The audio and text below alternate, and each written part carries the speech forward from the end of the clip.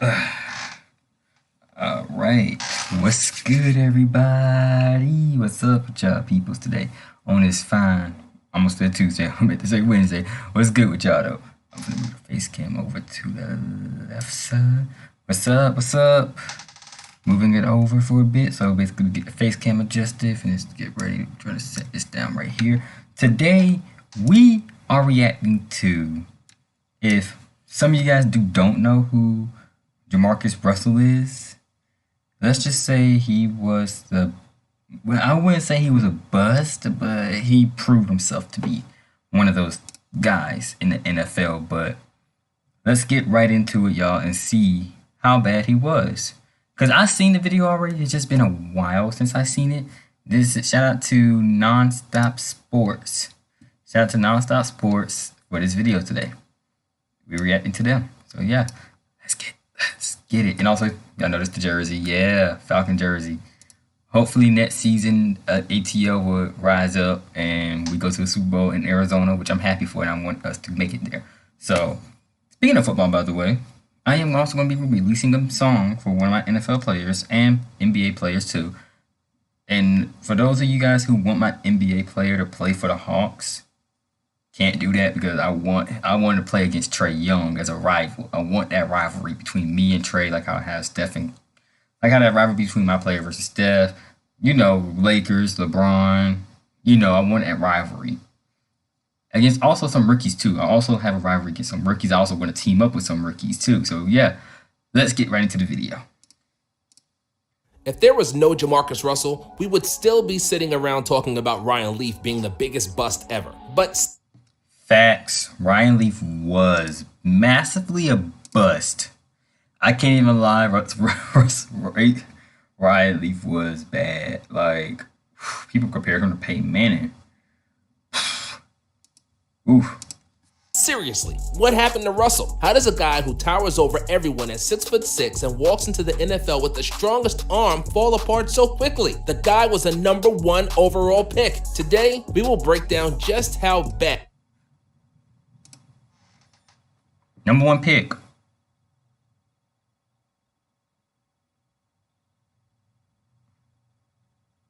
You're #1 overall pick. You can't.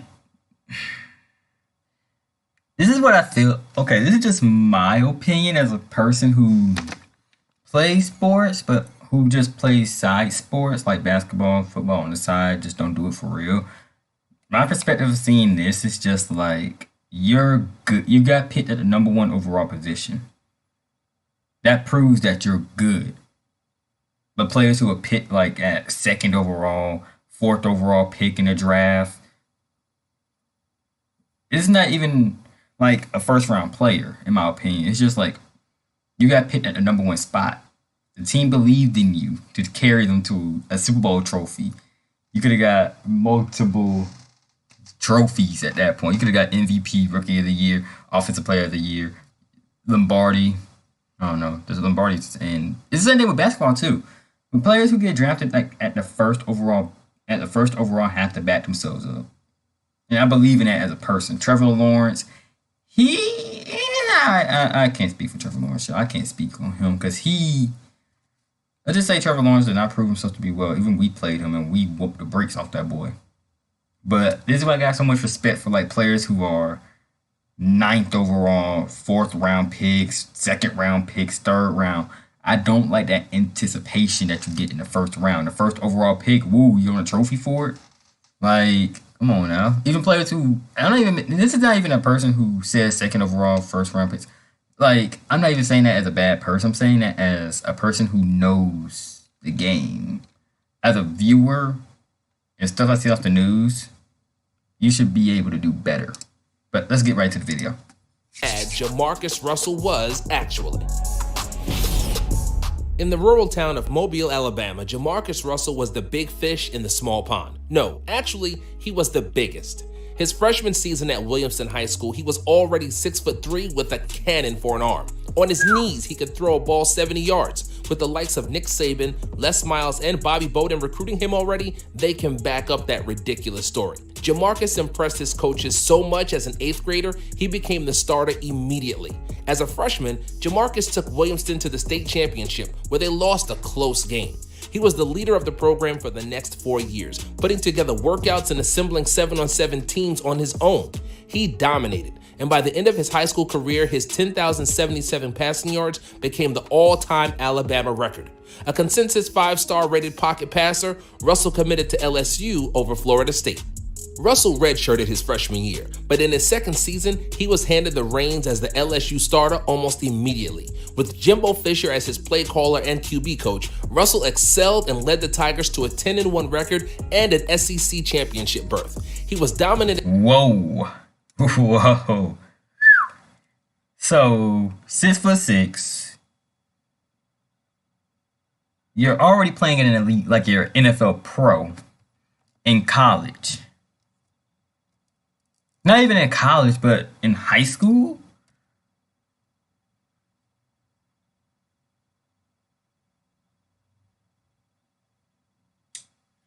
You got some skills, big buddy. That's skills.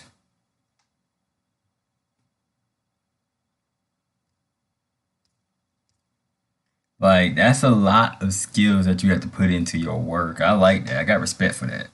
But even with people like me and the person that I am, I don't care about getting drafted or picked. I don't care. If I get picked, I get picked. I prove myself. People, like I had one dude, I forgot his name, but y'all wanna know what's funny? And this has nothing to do with the video. Y'all ever had those people who talk shit but can never back it up? Like, that's just what I've been through. And I could tell y'all that from my perspective. I had people talk shit to me, call me out, and be like, oh, he can't do this, oh, he can't do that. Like, dude, I could play at an elite level. I just choose to prove it. I might not talk my stuff. I had dudes, my junior year, I got pulled out of gym because I needed another year of a foreign language to improve myself then. But in the summertime, I worked on my grind. I hustled, I worked on myself, I improved myself. Shout out to my family, by the way, for helping me out with that. But in that time frame, when I had gym and they brought the basketballs out, I would just still be working on myself. I had one dude talk shit to me being like, oh, you can't do that, you can't do that. I'd be like, bro. Even most people were backing me up on that. And they just saw me like just hooping, staying to myself. I put my music in, boom. I'd be grinding. I'd go to the weight room, do whatever I need to do. Work out, prove myself, grind, hustle, be the top dog I can be. Like, I live by that mindset every day. Be the top dog. Don't get shit confused, because a top dog could always still be a shit talker, and most people still know that. Again in his junior year, improving his numbers from the previous year, and in his final season, he posted 3,167 yards and 28 touchdowns to only 8 interceptions. After another 10-1 season, Russell lit up Notre Dame in the Sugar Bowl and won MVP honors. Jamarcus decided to forego his senior year, enter the 2007 NFL Draft, and here is where everything seemingly fell apart. Lane Kiffin described his arm as something off of Madden. Mike Mayock said Jamarcus Russell's pro day was the greatest he'd ever seen. With the ability to throw from every arm angle at a massive 6'6", 260 pounds with more than enough mobility, Jamarcus Russell had a combo of skills we haven't seen in the NFL. But there were alarming issues. When asked about where he would need to grow as a player, Russell looked puzzled, almost offended at the question. After a few awkward moments, Russell said he didn't think he had a weak point. Sheesh. Unable to pass upon Russell's potential, Raiders owner and general... You think you had a weak point, but dude, I can admit this about myself. I have a weak point. In like basketball, my weak point is offense. My weak point is trying to learn how to be able to get past my defender. Not trying to worry about crossing them up or doing nothing fancy. Defense is my strong suit. I could play defense. I could play against someone who's taller than me. I'm 5'3". I could play against people who are taller than me. I choose not to talk shit, but I choose to stay to myself.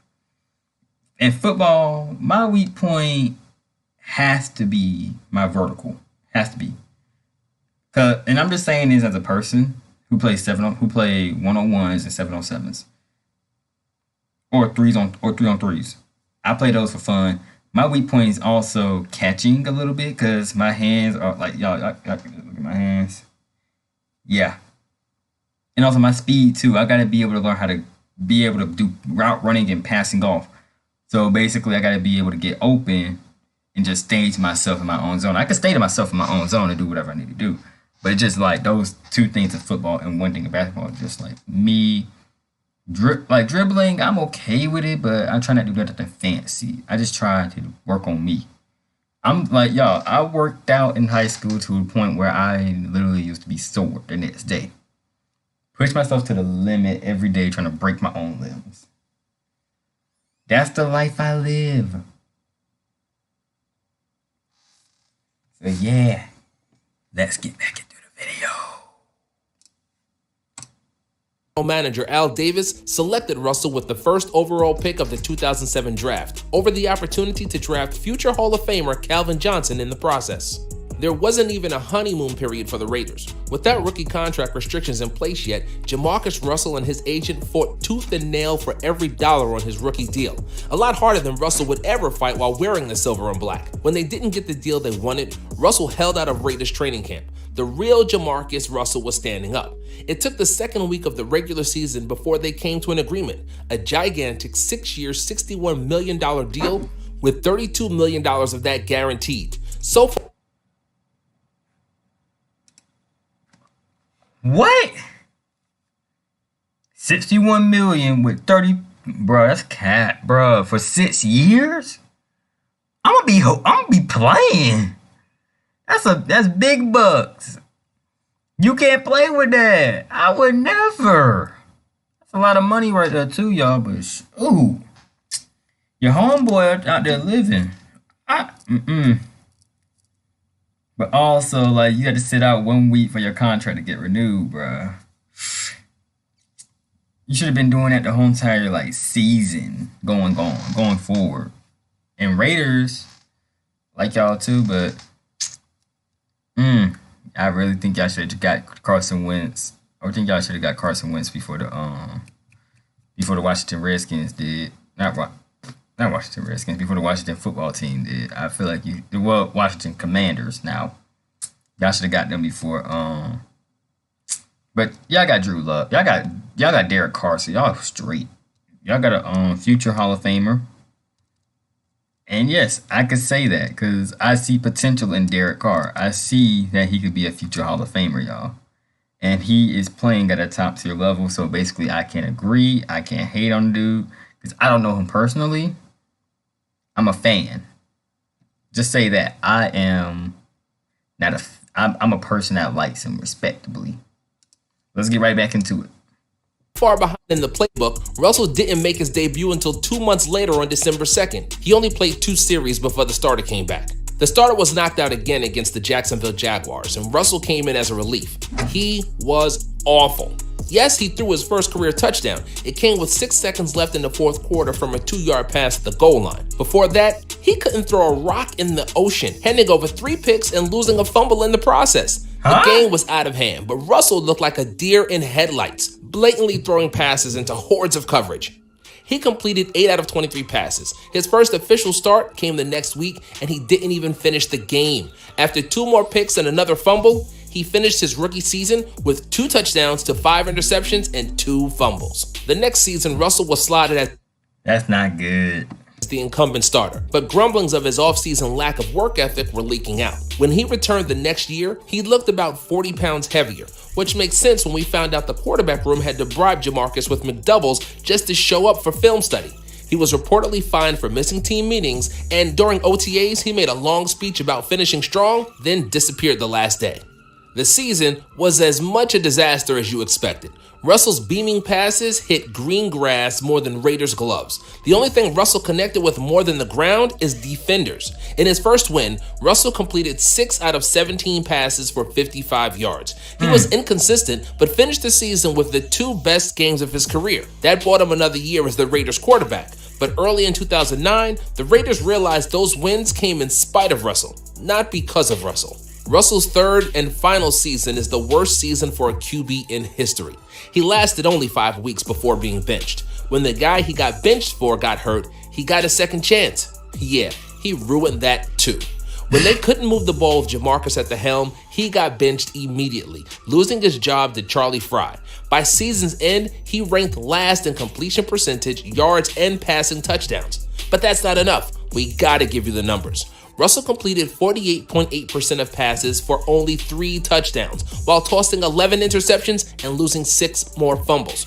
When Oakland was shut out 6-11? Ay. Dude, that is dog water, bro. Ugh. Made Ryan Leaf look better. Nah, I'm just kidding. Any player could do that. I'm just kidding, Ryan Leaf. You're a respectful guy. Out by the Jets, Jamarcus didn't take any blame for the game, despite nearly blowing it himself. 2009 would be the last time he would play in the NFL. During the offseason, Russell came in overweight again. Then the infamous blank tape incident happened. Oh, you haven't heard? The Raiders coaches were so convinced that Jamarcus wasn't watching an ounce of film that they sent him home with blank tapes to study and called them blitzes, telling him to watch it. The next morning, Raiders coaches asked what he thought of the films. Jamarcus replied, "Looks good." That was the final nail in the coffin for Jamarcus Russell as an Oakland Raider. When they traded for Jason Campbell, the Raiders dumped him. After just 3 seasons, Russell was out of a job. And before he could ever get any second chance, he was arrested on drug charges. All the rumors of Russell's real life finally came out once he was out of the league. ESPN reported Russell tested positive for codeine before the draft. A private investigator the Raiders hired to tail Russell followed him to casinos nearly every night of the week leading up to the draft. They still drafted him.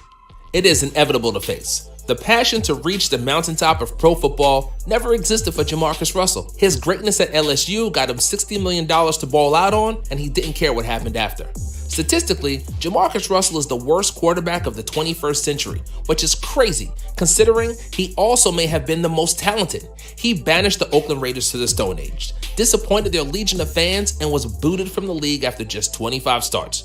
Jamarcus Russell was so bad that every player drafted has a cap now for how much they can get paid. He just didn't care. Simple as that.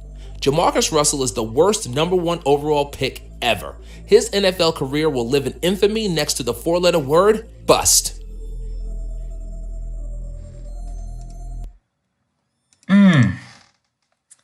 Ooh. That's bad being called a bust. Yeah, but we also got Urban Meyer. If you guys haven't heard what Urban Meyer did in the past, basically, this video is explain it. Let's get right into it. Let's get right into the video.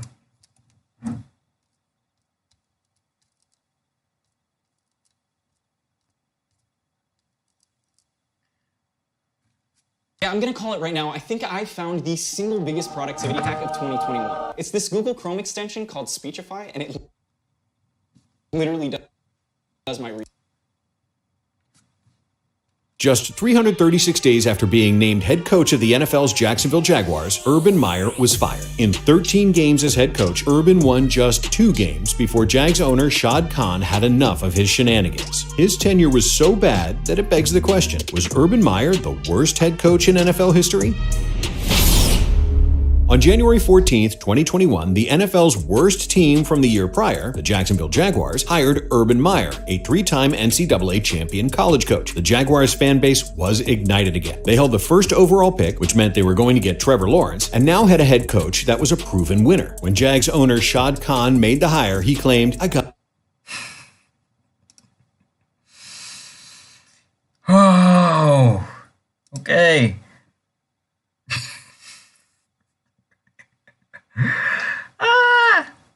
The mustache. Got it right. Oh boy. Prior to the Jaguars, Urban had won everywhere he went, but not without controversy. And it didn't take long before that controversy followed him to Jacksonville. When hiring his staff, Meyer brought Chris Doyle in to be a strength coach, a former Iowa strength coach who was fired just 7 months prior, when dozens of former Hawkeyes brought allegations on him for racist and unfair treatment to black players. Yeah, that Chris Doyle. Protests came far and wide for Doyle's hire, and Meyer was under fire for making the move. It didn't help when Meyer claimed he knew Doyle for 20 years. So what does that say about you? Less than 48 hours later, amid media backlash, Doyle, quote, resigned. One thing there was no chance Meyer could mess up was the first overall pick on draft day. It was always going to be Trevor Lawrence, but that didn't mean he couldn't blow the rest of the draft. With the Jags' second first-round draft pick, they selected Lawrence's backfield mate at Clemson, Travis Etienne. In a vacuum, it's a strange move to draft a running back that early. When you add in the fact that the Jags already had an emerging star running back in James Robinson on the roster, it became head-scratching. But that was far from the strangest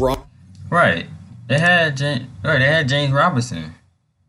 Why would you draft another running back if you have James Robinson as a rising star? I don't like that draft though. I don't like how they drafted.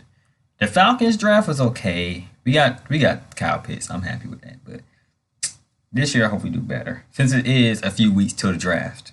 So basically, yes, y'all, we're reacting to everything. So basically, yeah. And by the way, NFL, NBA, and NFL, Madden stuff will come back. I'm not sure when. I might stream Friday of Madden stuff if I feel like it. So be aware of that. And also, I will be trying to do some little more reactions on the draft. I also probably try to do a live reaction of the draft if I can.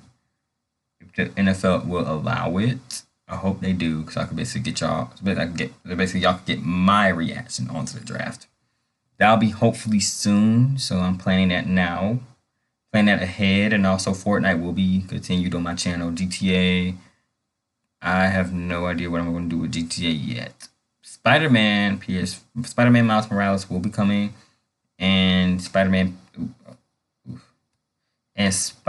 PS5. Hopefully I do get a PS5, y'all, so I can get it. But this will all happen sooner or later. Other game reactions, Elder Rings. Elder Rings, I will think about reacting to it. And some other games I'm thinking about reacting to. I just need teams and stuff like that to help me out. But other than those games, I think I will probably bring back maybe something. I don't know yet. Maybe one game I might bring back. But all the games I have in our horror section, I will try to react to those. So yeah. And also, me and my girl will continue playing Fortnite together. Me and her are going to be working on our own channels. Well, me and her are going to be working together still, but we're also going to be working on our own channels as well. She's going to be working on her channel, and I'll be working on mine. She'll be doing streams on her channel, so if y'all want to check them out, y'all can. I'm just testing her now.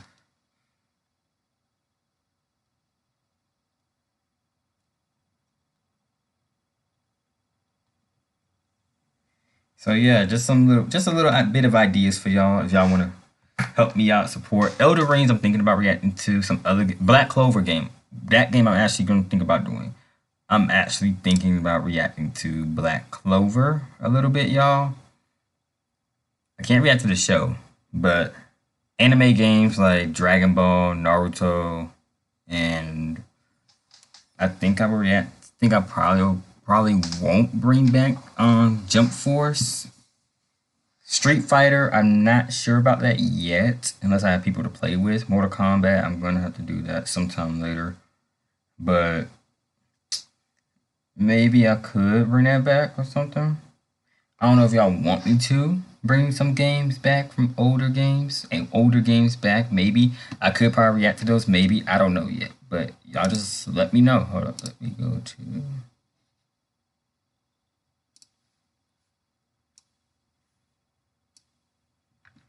Oh, got another picture.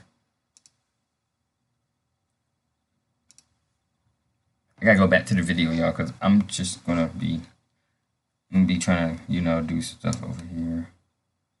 Put that link right there.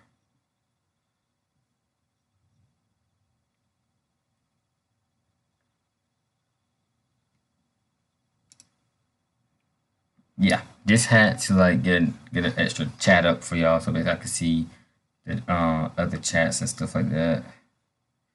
Yeah, but other than that, let's get right back into it.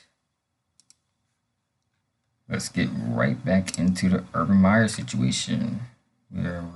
Roster move Urban Meyer made. No less than a month later, he went out and signed Tim Tebow. He was Meyer's QB at Florida when they won 2 national championships, so they had a strong relationship. However, it's the same Tebow that was widely considered one of the worst NFL quarterbacks ever. The same Tebow that left the NFL for baseball and hadn't played football in 6 years. And to make matters worse, he wasn't coming back to play quarterback. He was moving to tight end, a position he'd never played before. Gotta start questioning Meyer now. And if you weren't, when you saw Tebow trying to play tight end, you definitely were. He was cut after the first preseason game. The rocky start for Meyer just never smoothed out, as prior to the start of the regular season, the Jags were fined by the NFL for violating practice rules. Players were making contact during a no-contact period. Speaking of practice, throughout training camp, Urban Meyer pitted Trevor Lawrence and Gardner Minshew into what was basically a fake starting QB battle. Everyone knew Lawrence was going to be the starter, so all it turned into was Minshew taking half of the starter reps for absolutely no reason. It truly cemented how dumb the so-called QB competition was when Minshew was traded before the last preseason game. Now, a player who would never take a snap for you just stole half the reps from your rookie quarterback. Then, as if Urban Meyer's first preseason could be any more treacherous, he implies that a player's vaccination status could determine whether they make the final roster or not. Shockingly, the NFLPA was now after the Jaguars, opening an investigation. While nothing came of the investigation, the Jags PR team had to issue a statement attempting to spin what Myers said. I want to remind everyone that the Jaguars at this point haven't even played a regular season game yet. Phew! On opening day, in NRG Stadium against the division rival Houston Texans, widely considered one of the worst teams in the league prior to the season, the Jacksonville Jaguars' quote, new era looked like the dark ages. The offense could barely snap the ball, with 6 pre-snap offensive penalties. The defense couldn't stop anything, making Tyrod Taylor look immortal. Trevor Lawrence threw 3 picks. The Jags went on to lose 37-21, and all Meyer could say was, we'll evaluate everything. The following week, they led for a moment before the Broncos took control of the game and won handily. Kicker Josh Lambo missed 2 kicks that could have altered the flow of the game. Remember that. It'll be important later. Next, the Jaguars went into halftime leading the red-hot Cardinals. However, the Cardinals would own them in the second half, scoring 24 points and running away with the game. For a third straight week, the Jacksonville Jaguars would squander a first-half lead, this time on Thursday night, up 14 to the Cincinnati Bengals. They would go on to lose by a game-winning field goal. I actually watched that game. I didn't see the ending, but I saw like clips of it. Whew. Called the game heartbreaking, but what happened next changed everything. Rather than flying back to Jacksonville with the team after an 0-4 start, Meyer chose to stay in Ohio to, quote, see the grandkids, as his older daughter Nikki lives in the Columbus area. Then, over the weekend, a video surfaced of a man that looked just like Urban Meyer, wearing an Ohio State polo at an Ohio bar being grinded on by a 24-year-old woman. As if the video wasn't bad enough, Meyer then came out and denied it, saying that while out at dinner, a group that sat next to him wanted to take photos and get him on the dance floor. He made a light apology for being a distraction. That is, until a second video came out. There was no hiding now. This video showed Meyer groping the same girl. Jaguars owner Shad Khan went on to make a statement calling Meyer's actions inexcusable, had to regain the trust of him, his team, and the public moving forward. It doesn't help when you're losing, and that's just what the Jags did again the following week, losing 37-19 to the Titans. This time, it was Urban's post-game press conference that brought up a lot of questions. On a critical 4th down goal line situation, the Jags opted to use Carlos Hyde instead of a QB sneak or James Robinson, who had rushed for 149 yards and a touchdown that game. Hyde lost several yards on the play, and the turnover on downs put the game out of reach. When questioned about that decision, Meyer responded, I don't micromanage who's in the game. I should have. James is running really hard, but so is Carlos. As for the QB sneak, what?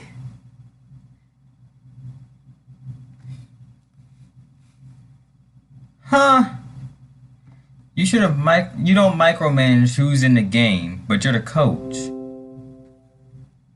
It's your job as a head coach for who goes in and who doesn't. If you wanted someone else to go in, you chose someone else over your guy who's already hot, has a touchdown, already over 100 yards. Boom, you got your guy, but you put him like I don't know what to say for Urban Meyer now. Like, dude, once you make that mistake, it's like you're just basically like fucking screwing yourself. And I can just say this as a person. Whenever I play Madden, I mess up a lot. Yes, I can admit that I mess up in most plays. I do some plays that are like bullshit to me. Like, whenever I play Madden, I play not to win, but I play just for fun. I don't care about winning or anything. It's like a Super Bowl or something important. Yeah, I care about winning then because it's like gloating points. You get points for gloating. It's like fun with your friends, basically. And fun with your family because I play my dad in Madden sometimes. Shout out to my dad, by the way. But yeah, Urban Meyer, bro, like, you got some to prove, bro. Just prove yourself, bro, next time.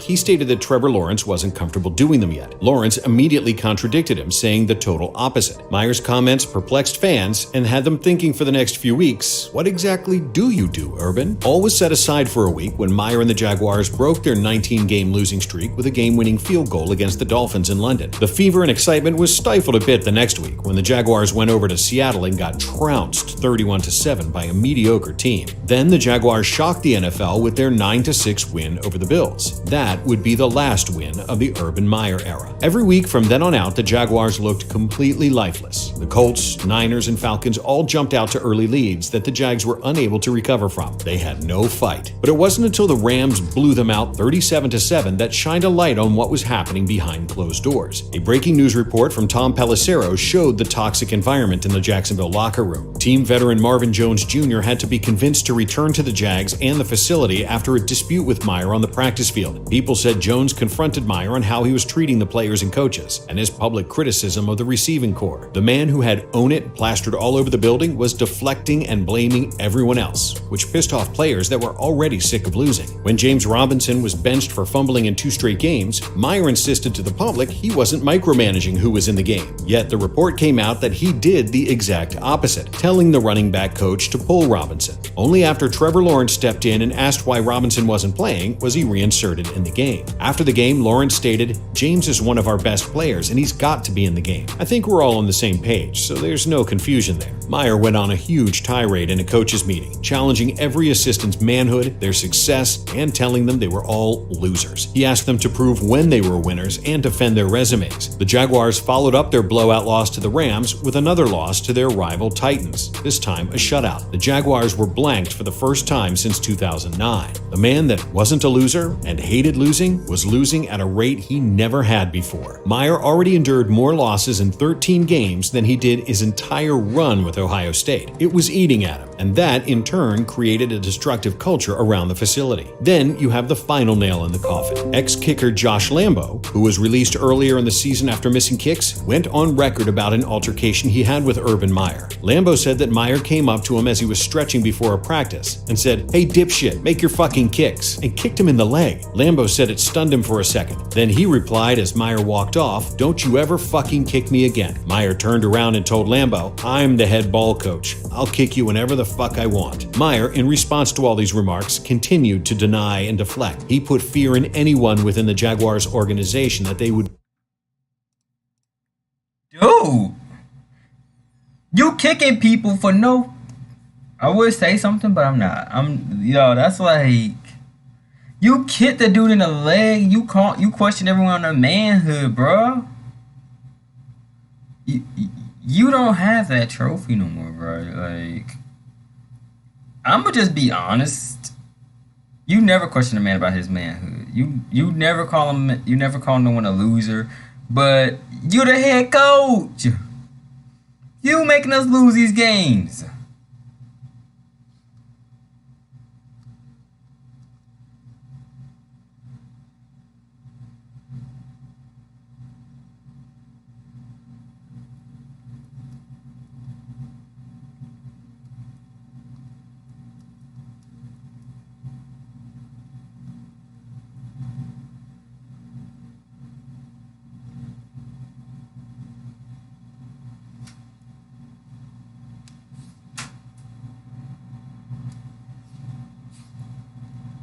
Sorry, I just had to check some messages real quick.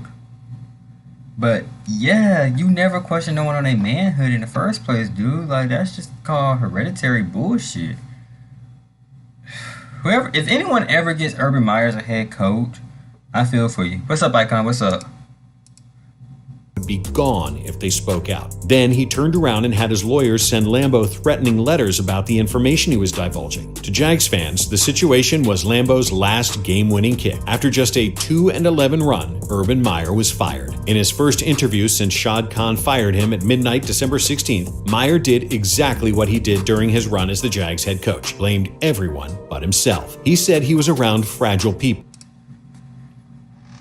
This is what, bruh. I hate people who just blame everyone else for their mistakes but can't fucking prove the point. This is what Le'Veon Bell does. And I mean this shit from the bottom of my heart. If you blame someone else for your fucking downgrade or you not doing shit right, don't fucking blame yourself. My gaming PC's coming today. Just got done sending it. Oh, nice. Dude, post it on Instagram. But yeah, if you ever like question your if you forcing players to like do shit, bro, like nigga, you got no respect as a man for that shit at all. Like, dude, I could say this as a person. You never, and I mean never, I can't speak. You never like play with no one's emotions or how they work, how they do, how they job is doing. You want to kick the field goal, kick a field goal for all I care.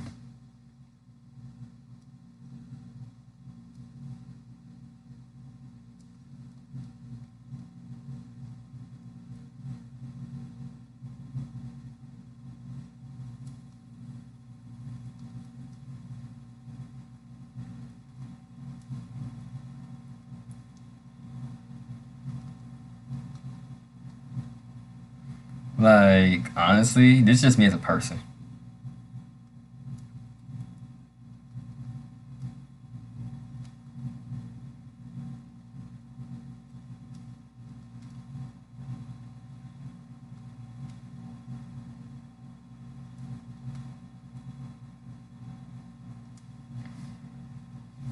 Whew. Y'all, like, literally, I'm happy with the head coach. The head coaching job that most coaches do, but if you got to put fear into grown men, grown women, you don't deserve to be a coach at all. Like, and it's just me as a person. I don't like being feared. I don't like to have people fear me for no reason, or people like being like, "Oh, he's a bad coach or he's a bad player." Like, what? Nah, man. You gonna call me all that? Shoot, just kick me off the team for all I care. Like, kick me off the team.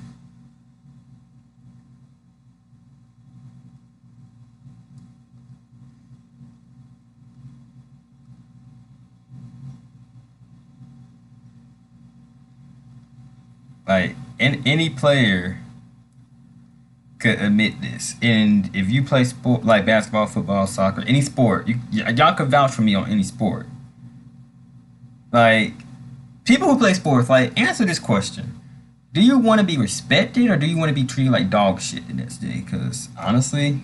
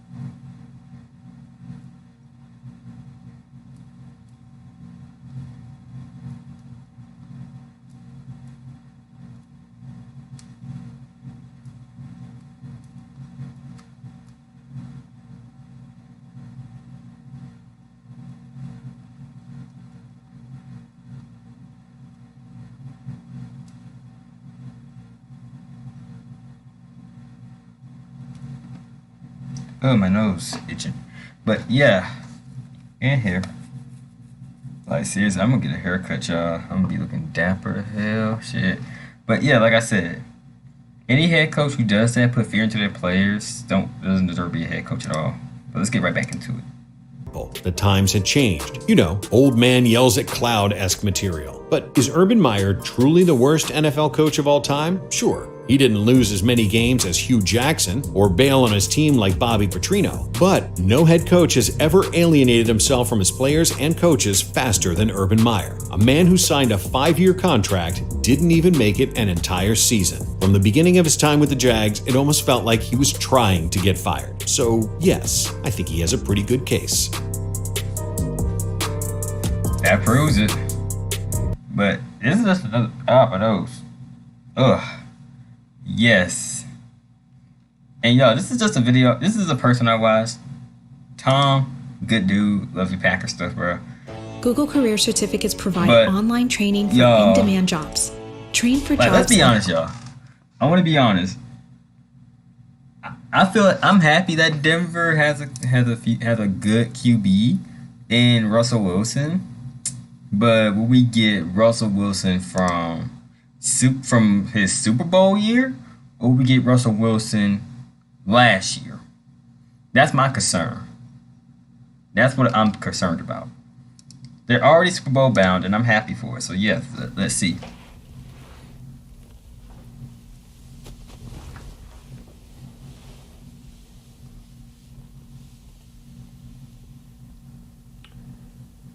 Yeah, you could say I'm ready for Trevor Lawrence.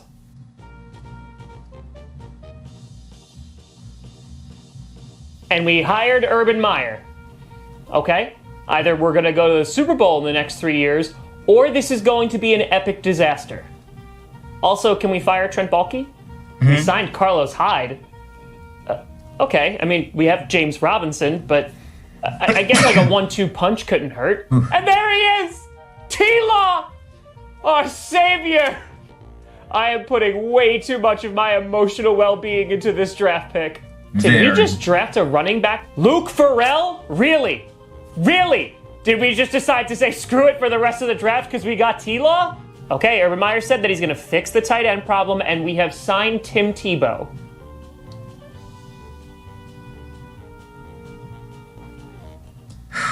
Is he going to just join our front office like Jack Easterby with the Texans? Yeah, that would be great if he just joined the front office. Because I'd rather have Tim Tebow at the front office than in the fucking back office. You know, the field. Okay, just gotta stay positive. We have Trevor Lawrence, and the Titans have signed Julio Jones. Why am I...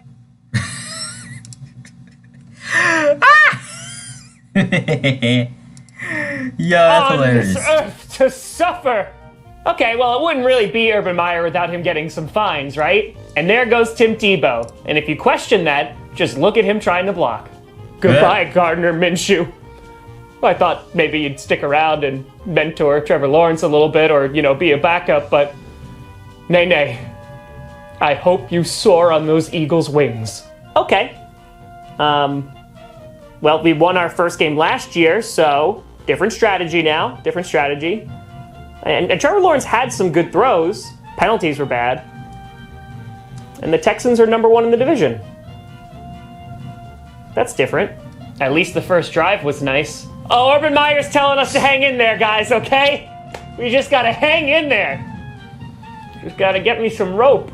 Oh, it's like playing Alabama every week, you say. Oh, that's so weird. It's like when you go to the pros in the NFL, everything gets harder.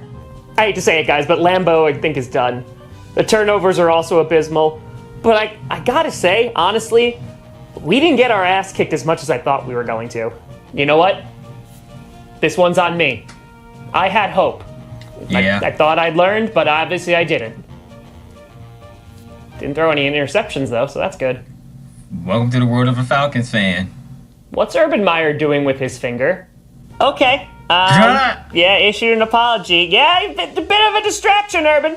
Just a bit. He didn't fly back with the team? This is the guy. This is the guy that we picked out of all the guys. Thank you, refs. Thank you. That was great game. Great game. Hope you get a bonus after this game. Oh. Is this how Falcons fans feel? And like, I'm a Falcons fan, but I could agree with how how Jackson feels.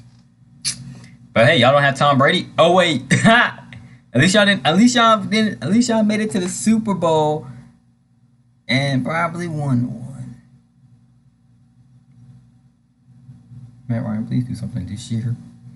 We don't have to worry about Tom Brady or the defense of Tampa or the Saints defense. We just gotta worry about surviving. We don't have to worry about Carolina. We breeze through them. But please, defense, please sign a good defensive back and draft one, please. We need a defensive person to rush the QBs. Or we could sign some other guys in free agency. Bobby Wagner's open. We could sign Bobby Wagner and have him teach Jared and also mentor any other defensive backs we could use on our team. Can you please draft a corner, please? I want a cornerback. When does Thomas Harris come back into? When does Thomas Harris come into the league? I feel like the Falcons might use him. Like, be able to have him on our team, because I would want that. Harris jersey.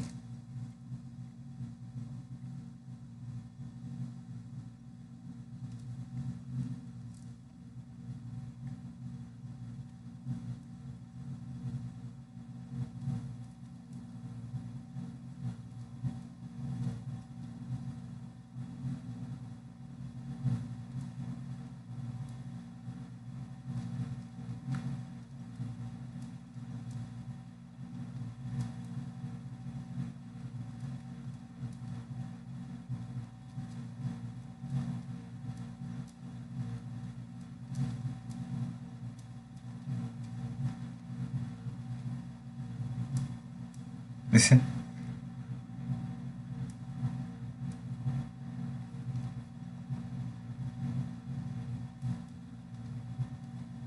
But yeah, y'all, like, I am going to do some more gameplays and stuff like that. Just give me some more time, and plus I'll probably be releasing more.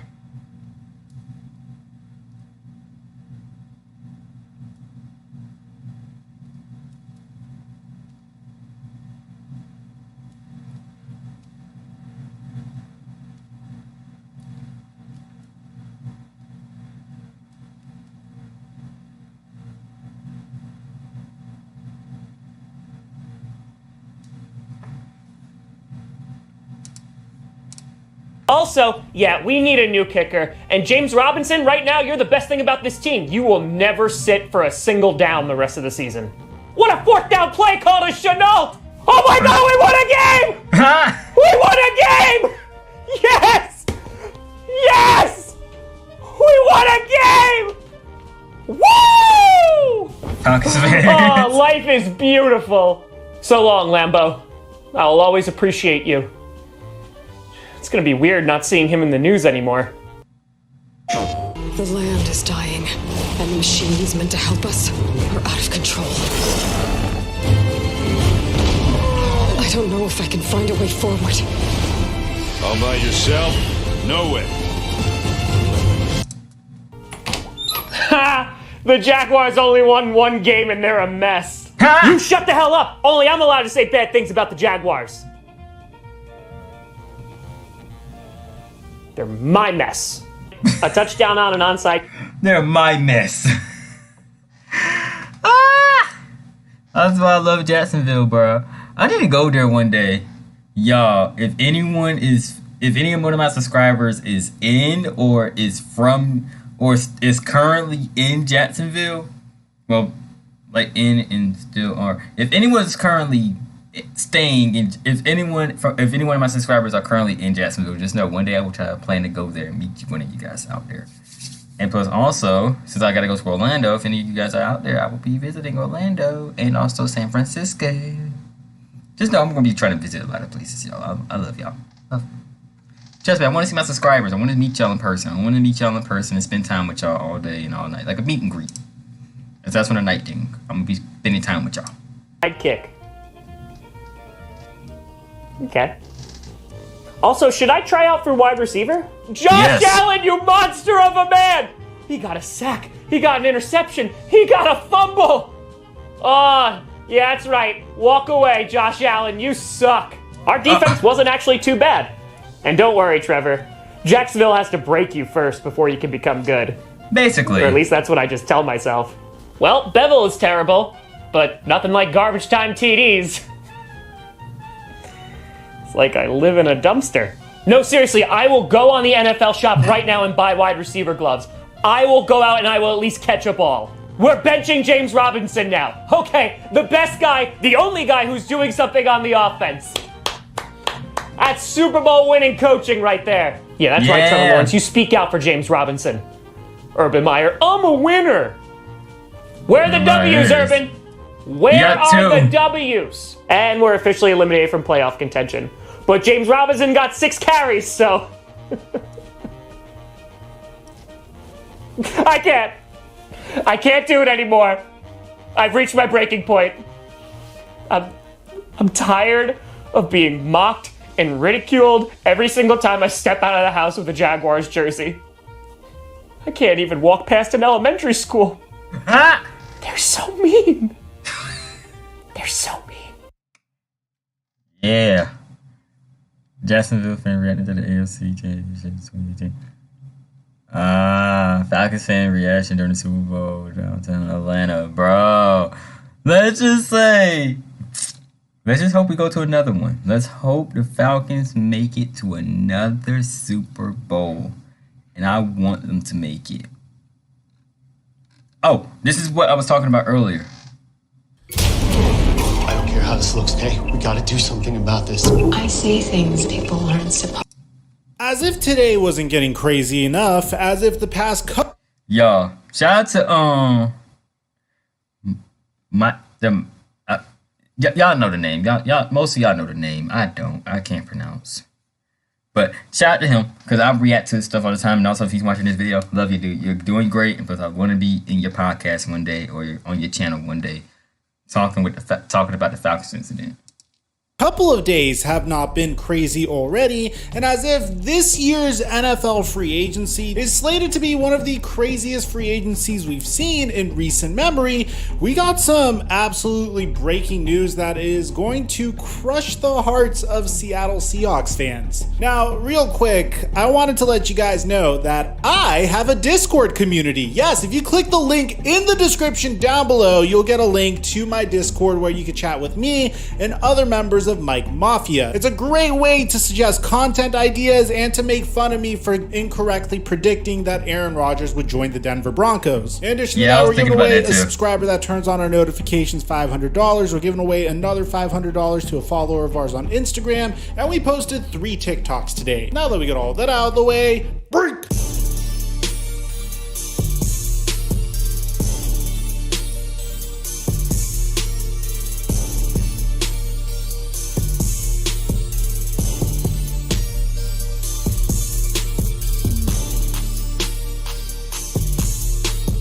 Mic check 1 2 1 2. What's going on, everybody? One of the most interesting facets of the NFL is oftentimes you are forced to release really good players for the sake of your team's salary cap situation, and you don't typically see stuff like this in the NBA. In the NBA, you won't see a player get cut from the roster, whether the team is rebuilding or not, when they are clearly still performing very, very well. And in the NFL, a very good example of this is Amari Cooper is probably going to get released soon as a result of the Dallas Cowboys' current salary cap issues. Although, yes, they did recently restructure the contracts of Zach Martin and Dak Prescott. The assumption is so they could franchise tag Dalton Schultz. But today, we got a bunch of news in regards to the Seattle Seahawks, and the biggest piece of news that we got was the Seattle Seahawks were able to trade Russell Wilson for an absolute boatload of draft picks. As a matter of fact, I said in my Russell Wilson video, which, by the way,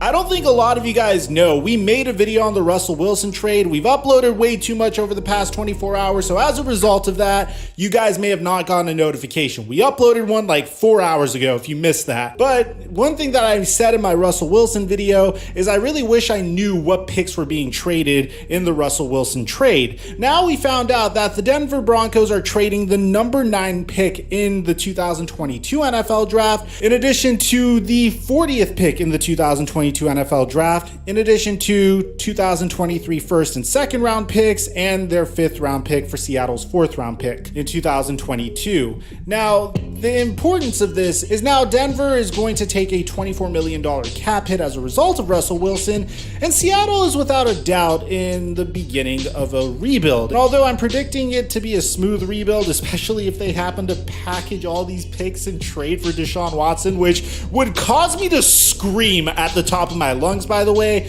it seems like the Seattle Seahawks have made their intentions clear, because today they announced right now that they are releasing one of the faces of their franchise for the past decade. And if you're a Seahawks fan, man, this one's gonna hurt, because according to Adam Schefter, the Seattle Seahawks have informed 8-time All-Pro and Pro Bowl linebacker Bobby Wagner, a franchise icon, that they are releasing him per source.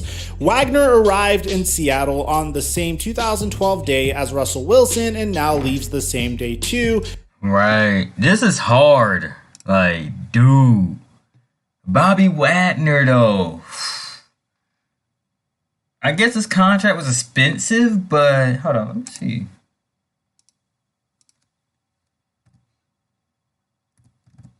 Bobby Wagner's contract.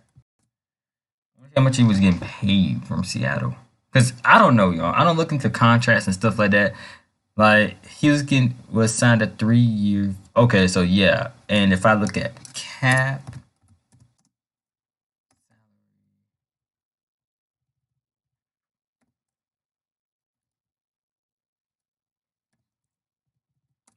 NFL. If I look at that,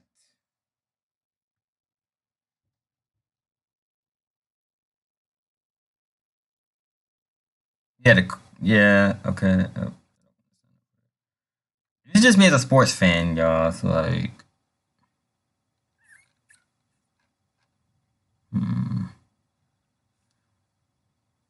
Carson Wentz, okay. Bobby Wagner. So I was looking at Seattle Seahawks are good in money, but he was getting paid.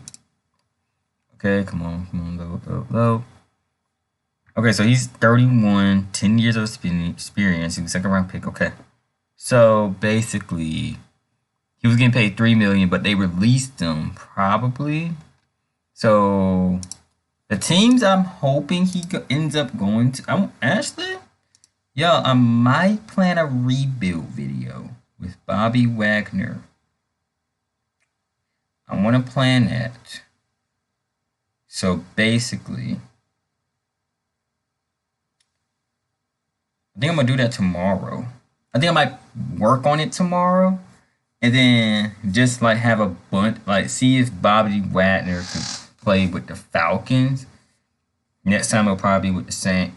I'll probably just do it with most likely teams. I don't know what team he goes to. An end of an era in Seattle. Now, there's a lot more to cover on this, because you might be wondering why on earth would they do this. It's not like the Seattle Seahawks are struggling with the salary cap. You in position yet? Working on it. What's cap situation. Obviously, at some point or another, they're going to have to pay DK Metcalf. I'm assuming they're going to search for a trade for Tyler Lockett, and they do have Jamal Adams on the books, which, speaking of Jamal Adams, I'm the best in the nation. Okay, I promise I'll stop doing that. Okay, no. One more. I'm the best in the nation. I'm the best in the nation. I'm the best in the nation. I'm the best in the nation. I'm the best in the nation. I'm the best in the nation. I'm the best in the nation. Currently, Seattle's salary cap situation is pretty freaking good. Before the Russell Wilson trade, they had $33 million in salary cap space. I'm assuming they are still hovering around that mark. By releasing Bobby Wagner, they saved $16.6 million against its cap. By releasing the perennial All-Pro linebacker, and he'll be allowed to sign with another team before free agency begins next week. Okay, good. Wait, hold on. Yeah, I want y'all to hear this again. He'll be allowed to sign with another team before free agency begins next week. If you ask, before free agency begins. So basically, once free agency begins, if you guys don't know, free agency is like a 4-stage process. Basically, you have like a couple of amount of time before the draft and before like you could sign someone to a full-on contract. Basically, with the Cordell Patterson situation, he agreed to 1 year. I hope he signs back. Cordell, if you're watching, I want you to sign back, bro. I want you to. And plus, you're my favorite player in the NFL, aside from Julio. I have a jersey on right now, but I want Cordell Patterson to be back with the Falcons, and I'll buy a jersey. Y'all, a Cordell Patterson jersey would be epic right now. And I would love one because it's like my favorite. He's a good dude. He's the dude pretty chill.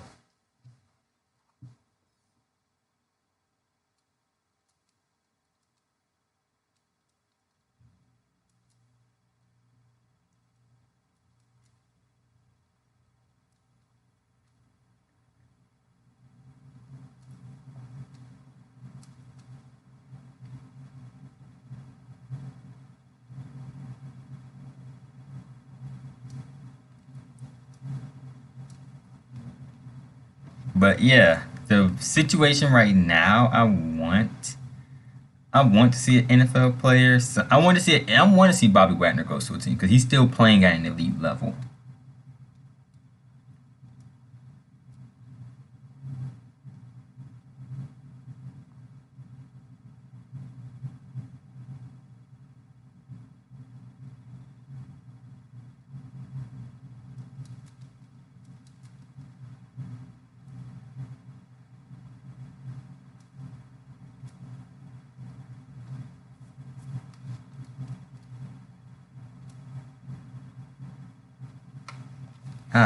Head itching, y'all. Shoot.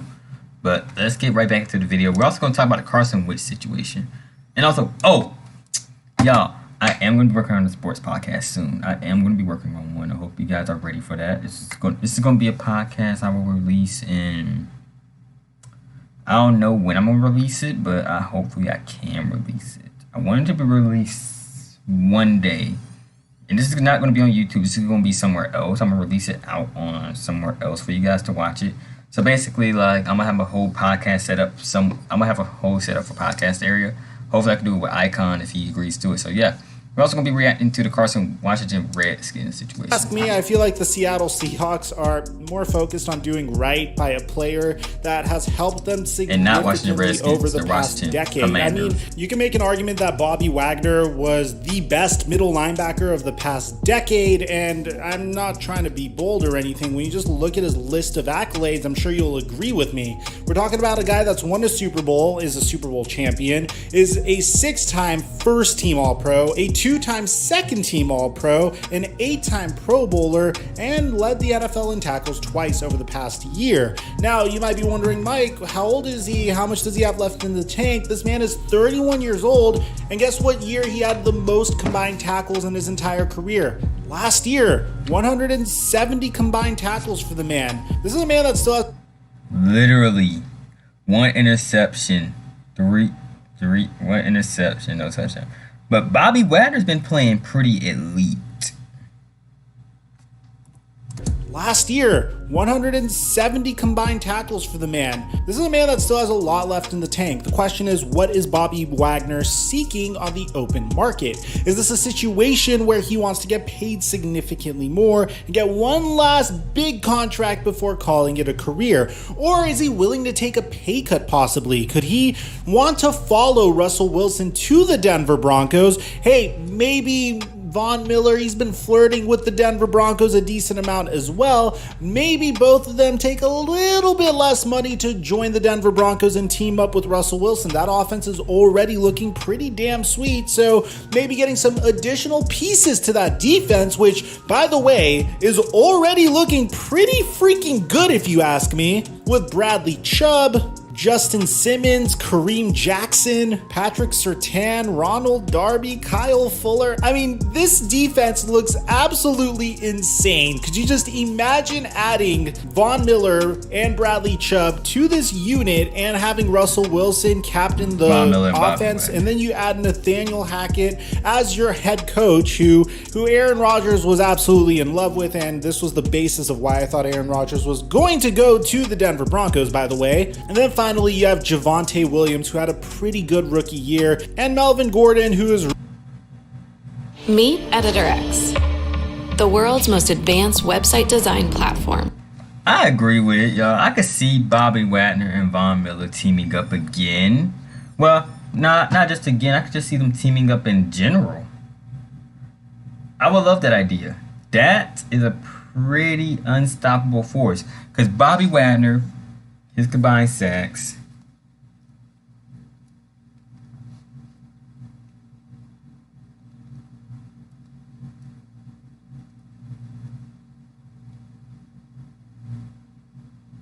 like, I literally would love the idea of seeing Bobby Wagner and Von Miller teaming up together one good time. If Washington could sign him, not Washington, if LA can sign him, which I believe they can, I want him to team up with Jerry. Grady Jarrett. I want him to team up with him. AJ Terrell will be unstoppable. Like, the Falcons have a lot of holes in the defense, and I want the head coach and also the offense and also like the offensive coordinators to team up. The offensive coordinators are good. I just want the defensive coordinators to do their job right. We need to get someone who could be able to help out on defense. We need to get more help on defense. Stop running zone plays and do more blitzing. I want to do that type of play style, which would be great. So, y'all, I want to see more of that. Made for you. The creator who sees the invisible. Your skill requires custom breakpoints to rumored to want to return to the Denver Broncos. Now, I'm not saying that this team is a bona fide Super Bowl contender, although I may have prematurely placed a $100 bet to win $2,200 before all this happened, mainly because I was so sure that Aaron Rodgers was going to go to the Denver Broncos, which honestly, in hindsight, it doesn't look like a bad bet anymore, but still, this is a team that is going to be in a very competitive division. Don't get it twisted. Russell Wilson goes from the most competitive division in the NFC to the most competitive division in the AFC. He has to face off against Patrick Mahomes, Justin Herbert, and Derek Carr twice a year. Now, whether Bobby Wagner would want to follow him there, this is just a dream scenario I'm creating in my head. There are multiple teams that will be seeking his services because without a doubt, he is the best defensive player that is now on the market. Ultimately, credit to the Seattle Seahawks for doing right by Bobby Wagner. I don't really know why they would want the additional cap space. I don't know if it's a situation where the owner just doesn't want to pay as much money for a team that clearly isn't going to contend. I don't know if it's a situation where they don't want Bobby Wagner on a team that isn't going to contend either. Maybe these are reps that could go towards another player. Maybe they can uncover another gem. Who knows what the future is going to look like for the Seattle Seahawks. There's a lot of pathways that they could take to this rebuild, and I know a lot of Seahawks fans are feeling pessimistic because their general manager hasn't really hit on a draft pick in quite some time, but the future is looking really bright, and honestly, I view the NFL draft as a complete crapshoot, and he has a couple of extra darts to throw at the dartboard to try to get a couple of pieces in order to get the Seattle Seahawks into contention again sooner rather than later. Let me know in the comment section down below what you guys think about the release of Bobby Wagner. What do you think this means for the rest of the NFL? I apologize if I come off as a little bit exhausted in this video. This is my 6th video of the day, so if you watched all of the videos, all of the TikToks, including the videos that we made on this channel and on Flight Mic and on my microphone TikTok page, let me know in the comment section down below so I can show you some love, man. Aside from that, I'm your boy Mike, and I'm dropping our mic until our next upload. Let's react to this one. Because this one I just got news about. The Bobby Wagner and the So you're other looking one, to make I music? have not Well, read. Soundtrap is the perfect tool for you. Today I'm going to show you how to tune your vocals using Auto-Tune. I'm no singer. Oh, bring it on, man! Come on! I can't play with us! As if the last 24 hours wasn't enough to indicate that this NFL's offseason has been absolutely insane, we just got some breaking news that another starting quarterback and former Pro Bowl QB has officially been traded. But before we get to the content, make sure you subscribe and turn on our notifications to not only get the latest and greatest NFL news the moment it comes out, but also to enter for a chance to win $500. We're also doing a $500 giveaway to a follower of ours on Instagram, and we also put out TikToks and shorts of the news on my TikTok at Microphone NFL. Now that we get all that out of the way, break!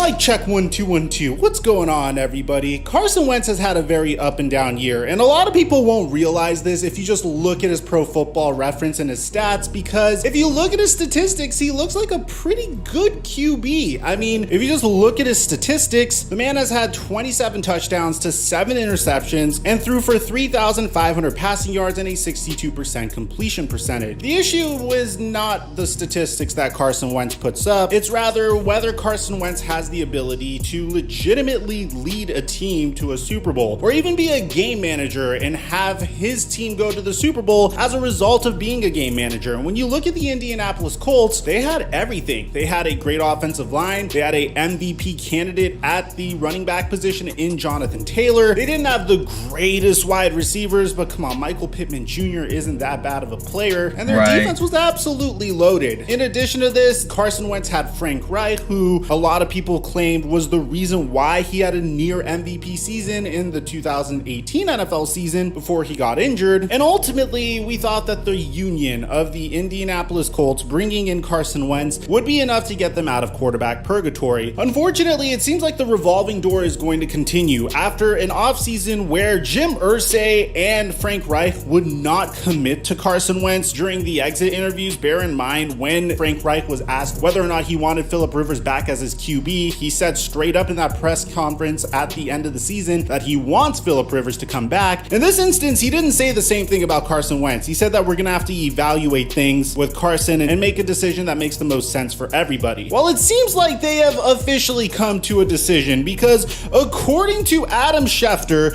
taking to the internet for the second day in a row to absolutely melt social media, the Indianapolis Colts are trading quarterback Carson Wentz to the Washington Commies for a package of packs that is thought to include 2 third-round picks, sources tell ESPN. Now, you might be thinking, wait, that's it? But you also have to bear in mind that Washington is going to take on Carson Wentz and his full contract in its entirety, meaning Washington is going to be paying the full $28 million to Carson Wentz this year, which includes a $5 million roster bonus next week. From now on, it's Commander Carson. This is funny because there was another report that stated that the Washington Commanders were taking swings on QBs. I mean, they had a remarkable offer reportedly for Russell Wilson. They were taking such crazy swings that they even called the Kansas City Chiefs about Patrick Mahomes. Apparently, the reason why Russell Wilson didn't get traded to the Commanders was because the Seattle Seahawks didn't want to trade Russell Wilson to the same conference. Now, if we're being 100% honest, there's a lot to dive into here. The Indianapolis Colts clearly were not happy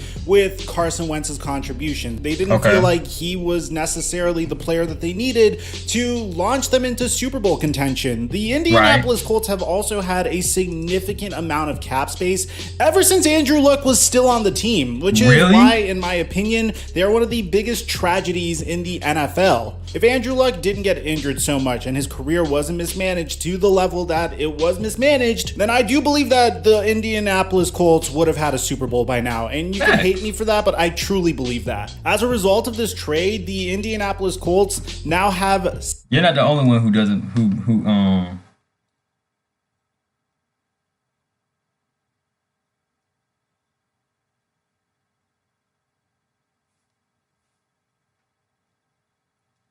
I was actually thinking about that too.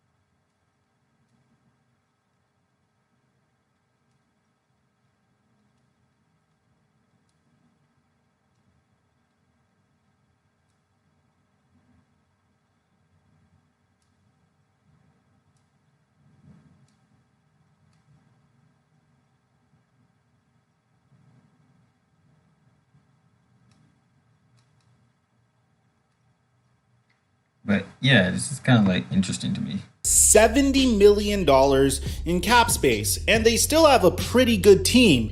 The frustrating part about this is, over the past 5 years, this team has been the epitome of quarterback purgatory. It's absolutely remarkable. I mean, from Jacoby Brissett to Phillip Rivers to Carson Wentz to who's going to succeed Carson Wentz next? Well, we're going to get to that in a second because we need to discuss why the Washington Commanders went for this. Honestly, I'm going to tell it to you straight. I hate this trade for the Washington Commanders. I feel like this was the offseason where you could potentially have the ability to trade for a huge quarterback. And the fact that they even called up these Kansas City Chiefs about Patrick Mahomes and took a huge swing on Russell Wilson and then ended up settling on Carson Wentz. Yes, I understand you're only giving up a bunch of third-round picks for him, but this isn't a guy that is going to get you to a Super Bowl. This is a man that loves to play hero ball, that could throw you out of games, unfortunately. And maybe you're thinking that you're buying low on this individual because after all, the Indianapolis Colts overpaid to get him on their team last year. But this isn't a potential Super Bowl winning move. This isn't the equivalent of the LA Rams trading for Matthew Stafford.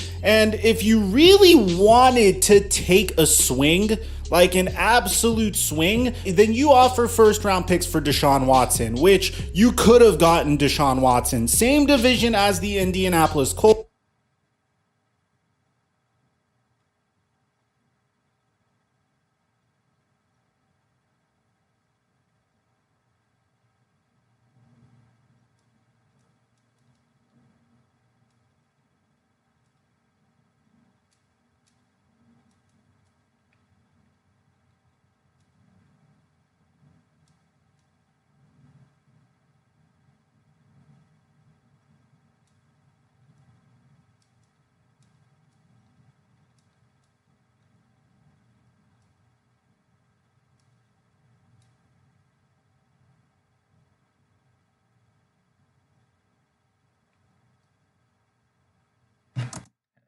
If Watson had to pick between the Washington Commanders, the Philadelphia Eagles, and the Seattle Seahawks, I'm pretty sure Watson would have chose the Washington Commanders. Yes, of course, the Pittsburgh Steelers are a potential destination as well. And who knows, maybe they offer some draft picks to acquire Deshaun Watson. We have a very big video on Watson coming out on Friday because that's when his case is going to be altered. My point is, championships aren't built on the back of safe moves like this. Championships are built by taking huge swings. Empires are built by taking huge swings. You need to take risks that some people might look at you and say, okay, I don't know about this one. This is a little bold.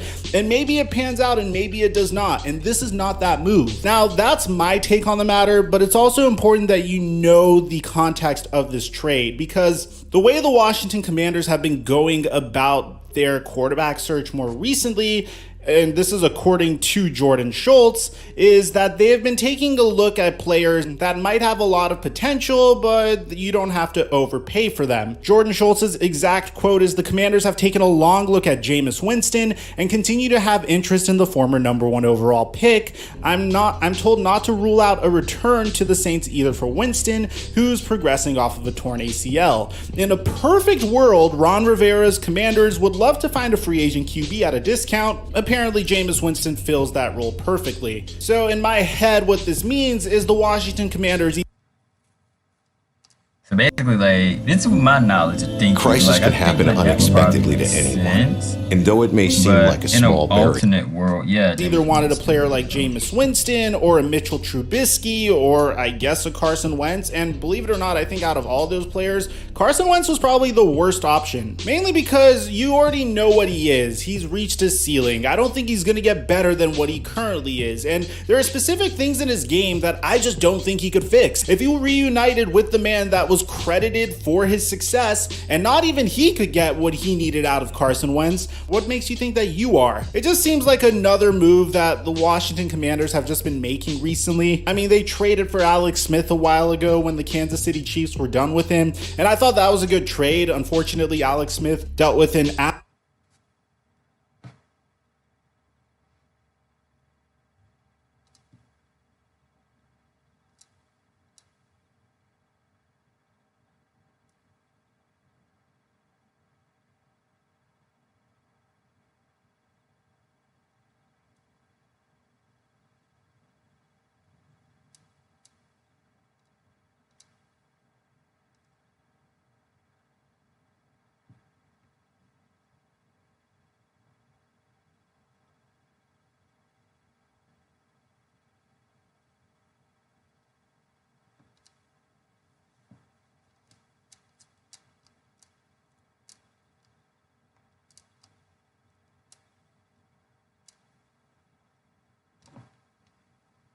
Yeah.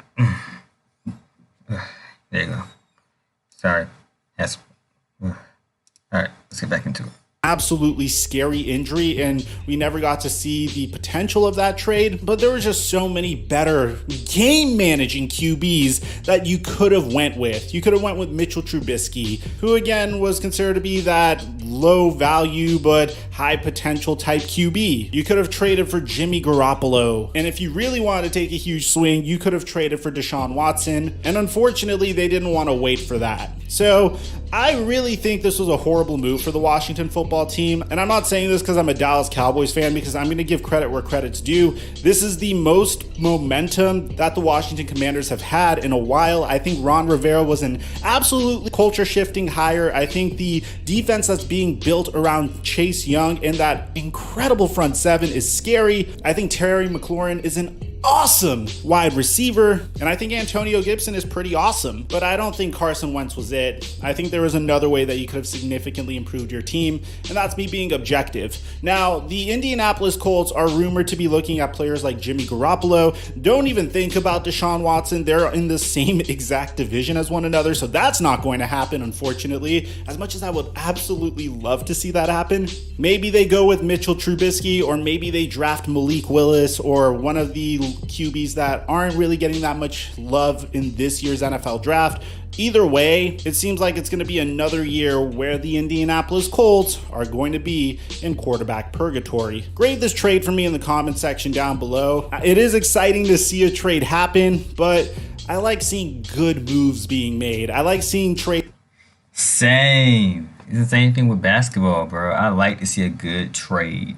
Something that works, that will be great in the future. This one, I can't really lie. It's kind of like, I don't like this one. The Denver Bronco trade, I like it. But this trade, Carson Wentz to the Commanders, I don't like it at all. It's like, you got a QB, like, he didn't even, like, literally. I can say this as a Falcons fan. I can say this as, from his perspective at the Eagles. He didn't win. He didn't lead them to a Super Bowl. Their backup did. When he was still when he played for the Eagles, let me look up Carson Wentz versus.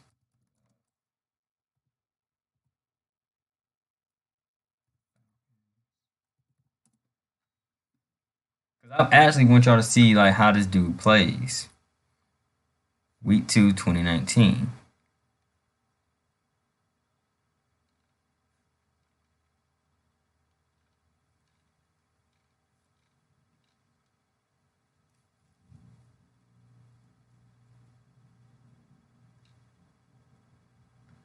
And plus people are talking about, should the Indianapolis Colts trade for Matt Ryan? Yeah, I don't know. But let's get to the highlights. Let's look at the highlights, y'all. Let's look at the highlights.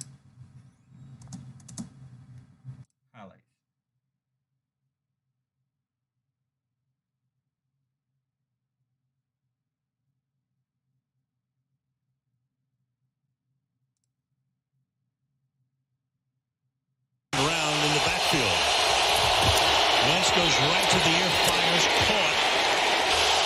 Great short yardage guy. One play action here. And Wentz will throw, and the pressure is in the backfield. Number 43, they flare him out. Wentz hangs in there, fires high, and he took long bombs last week. Play action. And it's about an 8-yard gain. Can catch it. He's in there right now, second down and 8, and the pass is in. Corner blitz coming, and they get to him, but he gets away, and then launches it downfield, and it's going to be proof that they have to like it. It stays. Yeah. Wentz is going to keep it. Laughing on the sideline after we thought he was in some pain. Pass caught here, trying to work his way. And he fires wide open, 15-yard line, Aguilar. Over the middle, fired. Atlanta rushing 4. Wentz under pressure, look out, sacked. Right, Grady Jarrett. He's back in the center. Wentz dancing, buying time, fires way short, picked off at the 35-yard line. Trufant again. Desmond Trufant.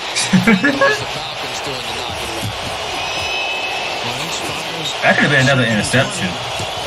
Like, y'all, it's like on and off, on and off. He could throw it, but not really. Like, yeah. Like, it's like that. 3rd and 4, and that's fired and caught, and that at least temporarily sidelined, and Wentz fires, and that is almost picked up. Goes 5 wide here. Wentz. See, overthrew. 3rd and 10, and Wentz hangs in there, deep down the sideline. Wentz fires, and flag. Wentz hit as he throws, and Wentz back in the shotgun. 2nd and 9, fires, and that's caught. See, y'all, like, Coming back from torn Achilles across the most of last season. Meanwhile, Wentz is averaging 3 yards per attempt. And that's caught by Aguilar. Nicely moved there, coming in to make the tackle at 11.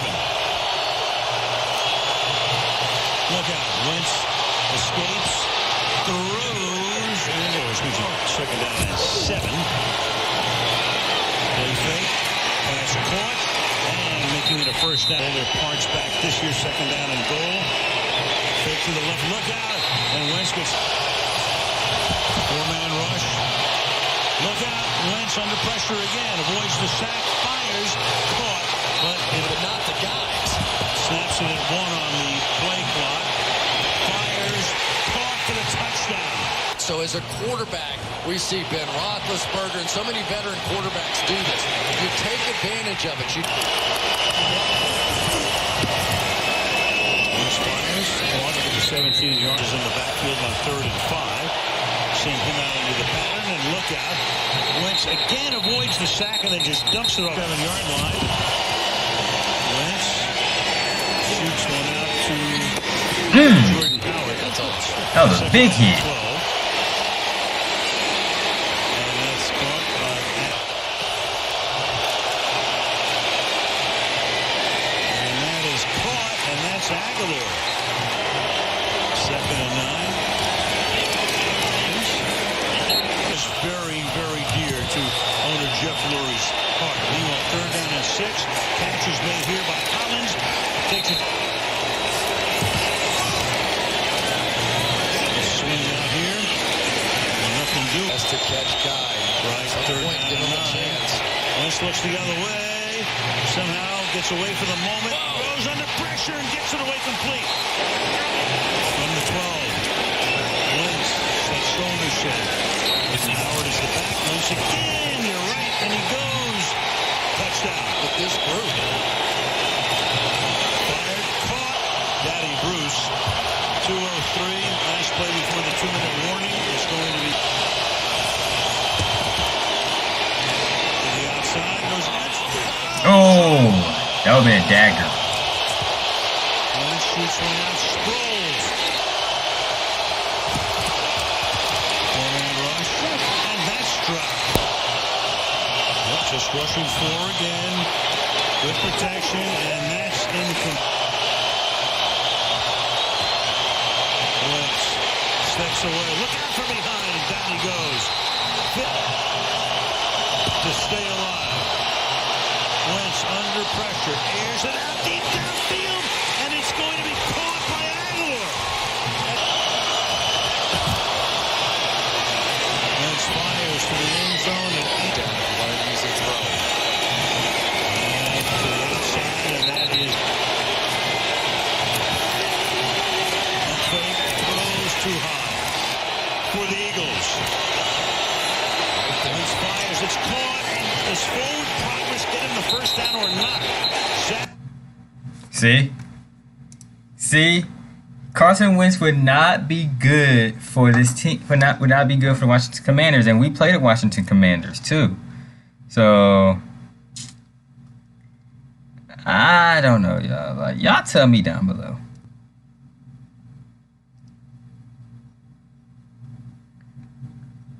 Y'all let me know down below in the comment section. I'm gonna see y'all in the next one. Peace, deuces. Oh, didn't mean to put that up. Peace, deuces. Love y'all and stay